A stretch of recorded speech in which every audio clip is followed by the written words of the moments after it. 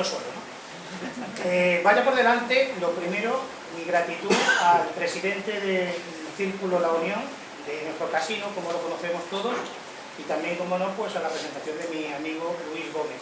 También quiero agradecer la presencia de todos ustedes, un público que me honra mucho con su asistencia hoy, pues porque verdaderamente siempre es un honor hablar en esta casa, que tanta tradición atesora, como es el casino. Bueno, vamos a ver de qué manera afrontamos este asunto, porque el libro del que yo voy a hablar es Las colonias gemelas reintegradas, un libro que escribió un fraile mínimo, Fray Alejandro del Barco y García, en el año 1788. Un libro que verdaderamente es posible que más de uno de ustedes lo tenga, haya hecho lo posible también por leerlo y haya desistido, que será lo más fácil. Porque la temática que aborda es una temática muy erudita, es un señor que en su tiempo ya manejaba fuentes que hoy, a día de hoy, están muy en desuso y que, claro, hace que el libro no lo podamos aprovechar del todo. De esa manera yo no vengo, por lo tanto, a glosar este libro, yo no vengo a explicar el libro como tal, sino la motivación que tuvo este fraile tosiriano para escribir este libro. Yo creo que esa explicación, esa interpretación que voy a hacer será, me parece a mí, una buena vía de sugerir la lectura a aquel de ustedes que tenga el libro en casa, porque ya entenderán por qué escribió este libro y para qué lo escribió. En primer lugar, antes de meterme con el libro como tal, voy a rogar que me permitan establecer tres ideas generales sin las cuales va a ser difícil poder comprender todo el resto. La primera idea general es la siguiente. Nosotros, personas que hemos vivido en el siglo XX y que vivimos en el XXI, estamos acostumbrados sobre todo a entender que la novedad, lo nuevo, tiene un valor por sí mismo superior a lo antiguo. Esto es, las cosas que son del pasado, las cosas antiguas, nos pueden parecer antiguallas, cosas que ya no sirven para nada, mientras que le concedemos mucho valor a todo lo que es nuevo o se presenta como nuevo. Algunas veces la verdad es que no son tan nuevos, pero bueno. Esto no era así hasta 1789, o sea, hasta la Revolución Francesa. La mentalidad de una sociedad como la tradicional, la que se desenvolvió en el anciano régimen, anterior a la Revolución Francesa, era una mentalidad que tenía otro tipo de coordenadas. Lo que fundaba la legitimidad de una comunidad humana no era lo nuevo, sino lo antiguo. A más antigüedad, mayor honor, mayor gloria, mayores derechos y mayor privilegio. Lo puedo poner en varios casos. Por ejemplo, las familias nobles son más nobles cuanto más antiguos son sus antepasados. Nuestras dos iglesias de San Pedro y de Santa María tenían un montón de tendencias justamente por esto, porque la iglesia parroquial mayor de San Pedro, mayor quiere decir que era la más antigua y original, era antecedente a la de Santa María. Cuando los de Santa María, cuando el clero de Santa María quería atropellar esas costumbres, pues se montaban unas querellas de mucho cuidado. Hay un montón de casos, ¿no?, en los archivos. Nosotros, Luis y yo, hemos tenido ocasión de visitar esos dos archivos parroquiales y hemos visto el pico del iceberg de todos los conflictos que mantuvieron a lo largo de los siglos San Pedro y Santa María por este tipo de cosas. Por esto que estoy diciendo, porque lo antiguo sentaba en la sociedad anterior a la Revolución Francesa, sentaba la verdadera fuente de legitimidad. Esto es una idea que tal vez tendré que repetir en el curso de esta charla. Segunda idea general. El padre Alejandro del Barco y García es un hombre del siglo XVIII. El siglo XVIII está marcado por lo que va a ser el movimiento llamado de la Ilustración. La palabra Ilustración nos puede sugerir algún tipo de dibujo, de pintura, pero no tiene ese sentido cuando hablamos de este movimiento cultural. En la Ilustración española, en concreto, lo que hace es lo mismo que están haciendo en Francia los llamados filósofos del siècle des Lumières, del siglo de las luces, o en Inglaterra los filósofos y escritores de Enlightenment, o en Alemania el Aufklärung. En la palabra española también está contenido lo mismo que se contiene en la palabra iluminismo, ilustración, enlightenment, es la metáfora lumínica, la luz. Baste recordar que, por ejemplo, cuando decimos de sacarle lustre a los zapatos es sacarle brillo, ¿verdad? Los ilustrados tenían esta metáfora como algo muy importante, porque la luz para ellos va a ser la metáfora con la que entender que todo aquello que está oscuro, que todo aquello que está atrasado, puede ser iluminado con la luz de la razón. Esto es una característica propia de la ilustración de todos los países. ¿Esto cómo se aplica en el campo histórico? El padre Barco lo va a aplicar perfectamente. Y es que la historia de Don Jimeno, que es una historia oscura, todavía, aunque han pasado siglos, y él hizo lo que pudo, sigue siendo oscura, quiere decirse que no tenemos noticias, que no tenemos tantos datos. Esa historia que está en la oscuridad va a ser iluminada con las herramientas que aporta la razón.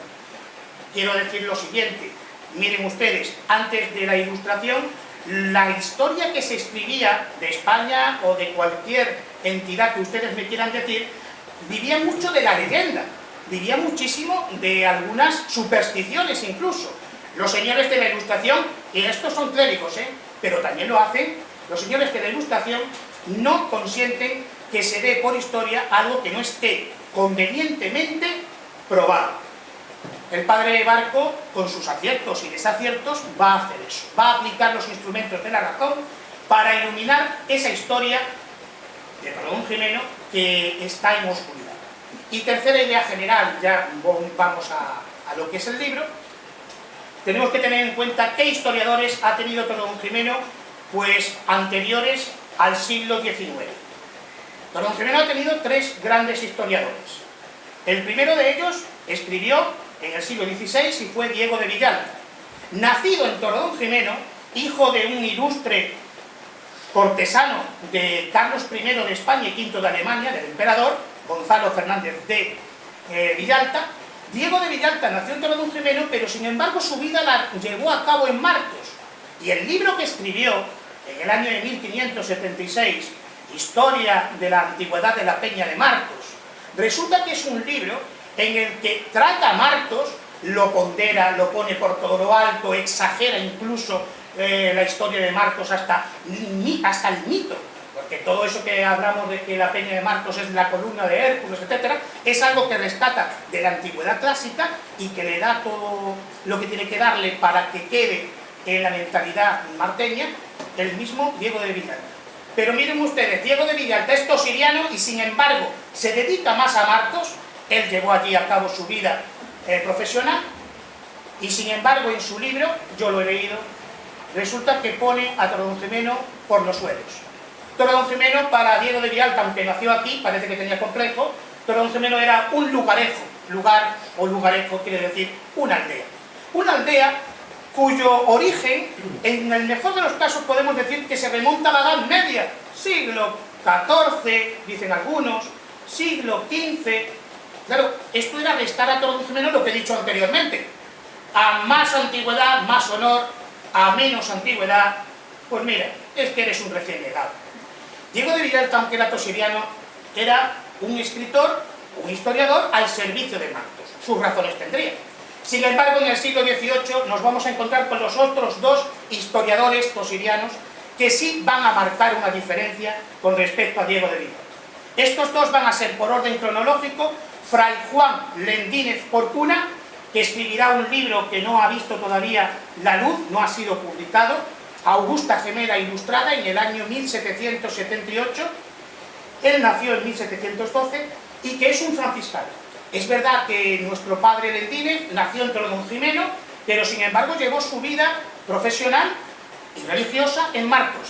Entre otras cosas ocupó el cargo de guardián, que viene a ser el prior del convento franciscano marteno. Vamos a dejar a Juan Lendínez porque verdaderamente su libro, como he dicho, está inédito. Me consta que hay un vecino nuestro, un paisano nuestro, que está trabajando con afán, pues, la preparación para poder dar por vez primera a luz este libro que es una joya. Nosotros, algunos de nosotros, como Luis y yo, hemos tenido ocasión de acceder a él gracias al padre Alejandro Recio Beganzones, que era un franciscano marteño y que lo tenía. Vamos a ir ya a nuestro padre Barco. El padre Barco es otro fraile, pero es de otra orden, es de la orden de los frailes mínimos de la Victoria, también llamados en España victorios. O sea, los frailes que residieron hasta el año 1836, más o menos, en lo que todos conocemos como conventillo. El padre Barco pertenece a una familia que está muy relacionada con esta orden, pero aunque hace de abogado y de defensor de Torredonjimeno, el padre Barco no va a vivir aquí toda su vida. Es más, ni siquiera nace aquí. El padre Barco nació en 1733 en Granada, debido a que su madre era granadina y allí lo dieron a luz. No obstante, muy tempranamente su familia vino a Torredonjimeno, su padre era boticario, y se vino a criar en lo que actualmente es la Plaza Cobos. Allí tenía la residencia la familia Barco. El padre Barco, haciendo uso de lo que era costumbre en la época, de las relaciones que tenía en la orden, porque muchos de sus familiares, como su tío paterno, era un peso pesado de la orden de los victorios, pues llegará a ocupar cargos muy importantes dentro de esta orden. En el campo cultural, que es lo que más nos interesa del padre Barco, el padre Barco va a hacer una cosa, y es que va a ser uno de los primeros tosirianos, junto a Fernando María del Prado y Ruiz de Castro, otro tosiriano. Su casa estaba en la calle Perea porque era descendiente de Ginés de Perea. Estos dos, Fernando María del Prado y el padre Barco, van a ser los miembros fundadores de lo que va a ser la Real Sociedad Económica de Amigos del País de Jaén. Esto está diciendo que verdaderamente Torredonjimeno llegó a tener dos lumbreras que hicieron posible que a día de hoy todavía esta entidad tan importante para la historia y también para el presente de nuestra comarca, ese motor dinamizador de cultura y de educación, la sociedad económica se anticipó en siglos aquí en Jaén a lo que hoy tanto se habla, la educación de las mujeres. Quiso tener una sección de mujeres dentro de esa sociedad económica para que las niñas más pobres pudieran estudiar gratuitamente, y se llevó a cabo, no se quedó solo en la intención. Gracias al padre Barco, gracias a Fernando María del Prado, que fue el primer presidente de esta asociación, y gracias también al deán don José Martínez de Mazas, que era cántabro pero desarrolló su actividad en Jaén Capital, esta sociedad económica verdaderamente es uno de nuestros estandartes provinciales. Y mucho tiene que aprender el casino de Torredonjimeno, igual que todos los casinos de esta sociedad económica, porque los casinos son, en definitiva, digamos que descendientes de este tipo de entidades. Bien, esto en lo que respecta a unos datos biográficos del padre Barco. Podría extenderme más, pero no quiero que así sea para no aburrirles y que no les pase lo que le puede ocurrir a más de un alumno mío, ¿no? Que se me duerme. Entonces, en este sentido, lo que ya para rematar los datos biográficos, decir que el padre Barco falleció, lo más probable, no lo tenemos constatado, pero sí que es muy posible, falleció en Estepa, donde ocupaba el cargo de corrector del convento. Para los mínimos, corrector significa prior. Bueno, pues vamos ahora ya de lleno a lo que es el libro. ¿Por qué escribe el padre Barco este libro? Este libro, que ya digo, lo he dicho al principio, si nos ponemos a leerlo, a mí me costó, quiero decir, que lo compré de jovencito, me puse a leerlo y muchas de las cosas que no me enteraba de nada. Decía, bueno, ¿y esto qué es? Algunas veces incluso hay pasajes que están en latín, tiene uno que tener un mínimo de... No son muchos, pero te puedes perder el sentido de las cosas, ¿no? Bueno, pues, ¿por qué y para qué escribe este libro? El padre Barco tiene muy claro, y muy reciente también, lo que está pasando con Torredonjimeno y con Martos. Es lo que podíamos llamar, en ese momento, historia de dos ciudades. Bueno, muchos de ustedes, los más mayores, recordarán que el pique, la rivalidad entre Martos y Torredonjimeno es proverbial, es multisecular. Cuando venía el equipo de fútbol marteño a Torredonjimeno, pues después nos esperábamos a la salida, no precisamente para darnos abrazos, ni chocarnos las manos. Entonces, esto es, podemos decir que es los vestigios de algo mucho más grave, ¿eh? Aquí ya no estábamos hablando de una cosa como puede ser, pues, la competición futbolística. Aquí estamos hablando de atropellos auténticos, atropellos a la dignidad de Toronjimeno efectuados por las autoridades de Martos desde tiempo inmemorial. Ahora voy a dar unos cuantos datos y todos obran en el Archivo Municipal. También en el Archivo Nacional de España, donde está trabajando un amigo nuestro, miembro también de la asociación, Javier Illana, y que nos va a traer en primicia pues muchísimas noticias sobre este mismo tema que yo voy a apuntar muy por encima. Miren ustedes, Toronjimeno era una aldea, un lugar, hasta el año 1558.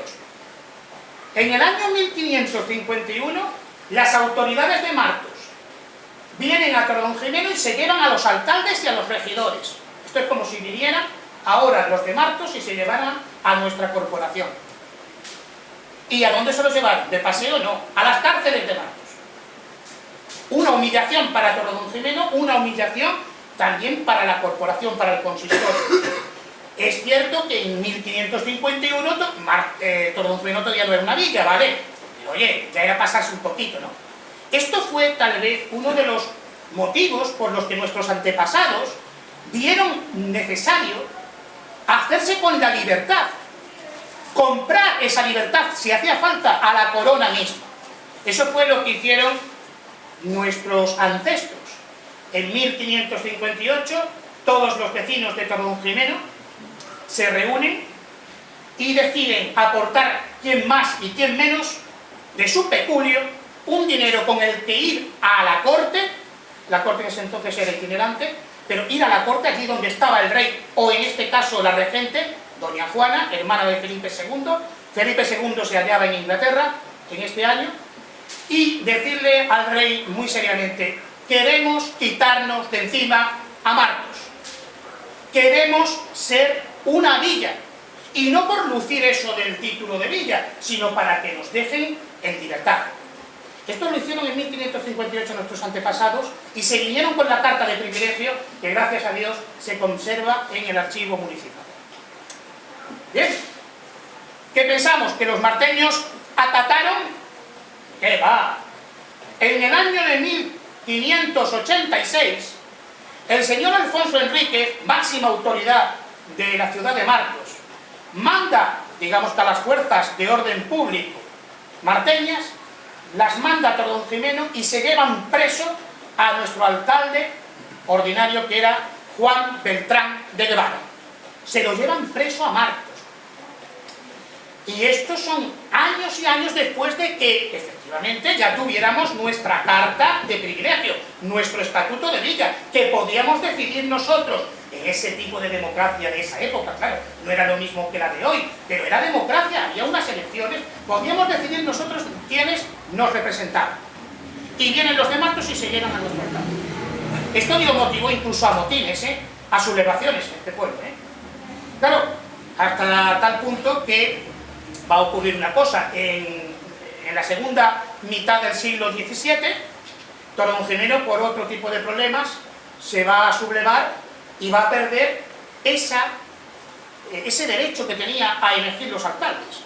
La sublevación de 1648, si no me equivoco, 48-49, la abordó perfectamente nuestro querido amigo Francisco Tellez en un número de Órdago. La sublevación de ese año, que costó la vida a no pocos tosirianos, otros fueron mandados a galeras, hizo que la corona interviniera y dijera: este pueblo es muy subversivo, aquí no podemos dejar que se decidan los alcaldes. El alcalde lo pone a partir de ahora el rey. Y a partir de esa fecha, ya estoy diciendo 1650, los alcaldes de Toronjimeno hasta el 19 van a ser llamados alcalde mayor y capitán a guerra. Capitán a guerra quiere decir que no solamente tenía estudios jurídicos para ser alcalde, deberes, sino que también tenía mando militar. O sea, era un pueblo, podemos decir, que bastante fiscalizado y controlado. Eso no quita que estos alcaldes actuaran, aunque estaban puestos por el rey, actuaran a favor del pueblo. Lo vemos así, con esto que estoy contando, unas cuantas pinceladas sobre esa rivalidad entre Martos y Torreonjimeno, lo vemos así en el año de 1742. Ya es el siglo XVIII, el padre Barco está vivo, es un niño, ha nacido en 1733. Tenemos otra muy gorda con los marteños. Esta vez el alcalde nuestro que actúa es don Francisco Fajardo Iriego. En 1742 los marteños vienen con sus ganados y atropellan nuestro término, que estaba perfectamente señalizado en la carta privilegio. O sea, nosotros teníamos ya lindado el pueblo y los marteños, sin embargo, desoían eso y seguían tratándonos como si fuésemos, en 1742, una aldea de Martos. Bueno, todas estas cosas se resolvían casi siempre, pero costaba sudor, porque tenías que mandar delegaciones del ayuntamiento a Madrid a hablar con el rey o con el Consejo de Castilla para poner ahí un poquito de orden, hasta tal punto que cuando le llegan a Felipe II los representantes del ayuntamiento de Torreonjimeno con lo que había pasado el año 1586, dice Felipe II, y lo manda a Martos y a Torreonjimeno, para que conste, dice: se les han hecho y hacen muchas molestias, extorsiones y vejaciones, y ya es hora de que no se las hagan. O sea, el rey siempre sacaba la cara por nosotros porque en ese sentido teníamos garantizado nuestros derechos jurídicos, pero el derecho, podemos decir que político y metapolítico, lo que está detrás de la política, no lo teníamos garantizado. Martos seguía atropellando nuestro término hasta en el año de 1742. Aquí viene el padre Barco. Por eso escribe el padre Barco este libro. Cuando el padre Barco dice las colonias gemelas reintegradas, está diciendo: vamos a ver si os explico una cosa, amigos de Martos, y lo hace con todo el cariño y amor del mundo, que no lo hace con ningún rencor, pero viene a decirles a los marteños: ustedes, señores de Martos, están muy ufanos y muy orgullosos de haber sido en anteriores siglos la colonia gemela tucitana, la colonia augusta gemela tucitana. ¿Qué eran esto de las colonias? Mirad, en tiempos del Imperio de Roma, cuando los legionarios servían en el ejército, cuando ya se jubilaban, vamos a decir, cuando eran licenciados, Roma les pagaba mandándolos a cualquier parte del imperio y concediéndoles tierras para que allí ya llevaran una vida en paz con sus familias. En efecto, la colonia gemela, la colonia augusta gemela tucitana, es una colonia formada por soldados legionarios romanos, se sabe, y el padre Barco dice de qué legión eran y todo, formados en la guerra del imperio, pero que una vez que se jubilan se vienen aquí y se instalan aquí. Pues el padre Barco le dice a los marteños: vosotros estáis muy orgullosos de ser la colonia augusta gemela tucitana, pero yo voy a decir una cosa también, es que vosotros os habéis olvidado de que no solamente sois vosotros esa colonia gemela también es la que forma Torreonjimeno y Jamilena. Eso es lo que va a hacer el padre Barco en este libro. Ahí está, claro, todo el argumentario, que es un argumentario bastante laborioso, bastante complicado de comprender, que yo estoy haciéndolo así, pues para que ustedes tengan una idea, pero eso es lo que está diciendo el padre Barco. Está diciendo: voy a demostrar con los instrumentos de la razón ilustrada que Torreonjimeno no tiene por qué permanecer más tiempo en la oscuridad. Voy a iluminar esa oscuridad de la historia para demostraros a vosotros, los señores de Martos, con todos mis respetos, que Torreonjimeno merece tantos títulos como vuestra villa. Eso fue lo que hizo el padre Barco. De tal manera que lo que viene a ser la palabra reintegración, que nos puede sonar un poquito extraña, vendría a ser el resultado de lo que es el proceso racional que lleva a cabo en esta obra de historia. El padre Barco entiende que la colonia gemela tucitana era Martos, Tuci, Torreonjimeno, que Argote de Molina llamaba Tuci Vetus, o sea, Tuci el Viejo, seríamos hasta más antiguos que Martos, y Jamilena, que el mismo nombre deriva de Gemilena. Y dice el padre Barco: existieron en la antigüedad ciudades que eran la misma ciudad, pero que estaban dispersas en varios núcleos de población. Esto es lo que demuestra aquí. Y por lo tanto le está diciendo a los marteños: ¿dónde vais creyéndoos que sois la colonia gemela tucitana y que los demás no somos nada? Lo que ocurre, dice el padre Barco, y aquí lo cuenta, es que eso que estaba entero, aunque disperso, en 3 núcleos de población, con el tiempo, tenemos que pensar en las invasiones bárbaras, de los visigodos, de los vándalos, etcétera, que descompusieron el imperio, primero eso y después también la invasión islámica, eso se descompuso, se desintegró esa integridad original que hacía que nuestros pueblos fuesen la colonia augusta gemela lusitana. Se desintegra, pero ahora toca, en el siglo de las luces, en el siglo XVIII, donde está escribiendo el padre Barco, ahora toca reintegrarlo, reincorporar, por lo tanto, esto, descubrir, redescubrir esto. A la hora de hacer esto, el padre Barco lo que está diciéndonos es: señores, vindico Torredonjimeno. Vindicar es un verbo que emplea el mismo padre Barco, de ahí yo he cogido el título de mi conferencia, Torredonjimeno reivindicar.